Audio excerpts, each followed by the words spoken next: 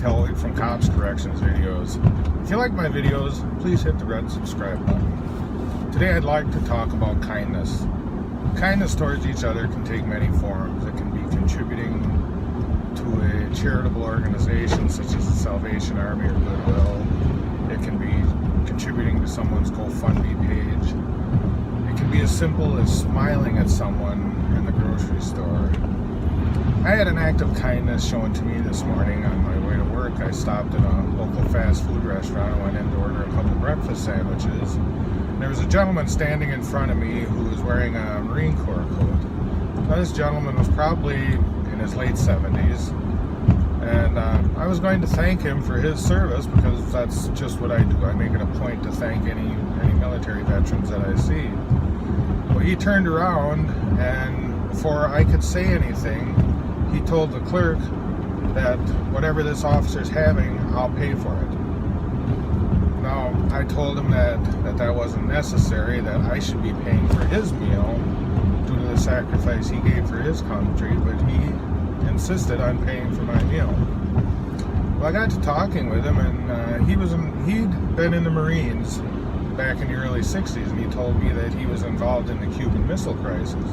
Now, I remember the Cuban Missile Crisis. I was 6 or 7 years old. It's the closest we've ever been to a nuclear war, and I remember being terrified because back then you didn't have the instant news that you do now, so you had news reports that were sometimes hours or even a day old, and all I could remember was that the Russians were getting ready to fire nuclear missiles at us from Cuba, and we were in a standoff with them. President Kennedy did end up winning the negotiations battle and having Russia remove their missiles from Cuba. However, this gentleman had served in Cuba at that time. He was a member of not the flight crew, but a ground crew for Marine fighter aircraft. And he told me how they'd gone on their ship to Guantanamo, that they unloaded at the tarmac, and they were on 14-hour shifts each and every day. I told him how terrified I was, and he said he was equally terrified being on the front line. When I asked him what he did, he said, well, I was only a flight mechanic. Well, I had to correct him when he said only a flight mechanic, because each and every member of our armed forces serves a valuable function.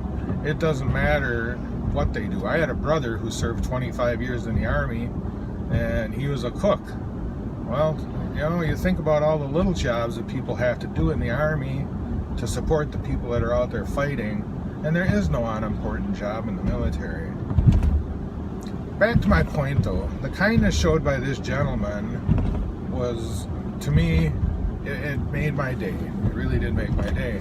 As I was leaving the restaurant, there was a group of elderly people sitting there, and out of those people, at least 2 or 3 of them made sure to stand up and shake my hand and thank me for what I did.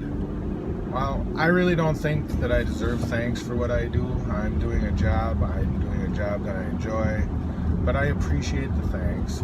I appreciate the kindness. So I'm asking you, as you go out through your day and through your week, be kind. Be kind to each other. Be kind to strangers. Smile at people. This is a good world. There's a lot of good people in this world. I've been doing this for 40 years now, and I can honestly say that I have met a lot more good people than I have bad people. Reward the good people with kindness.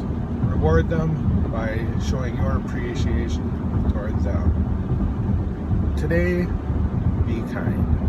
Until next time, this is Keith Helwig from Cops and Corrections. Stay safe.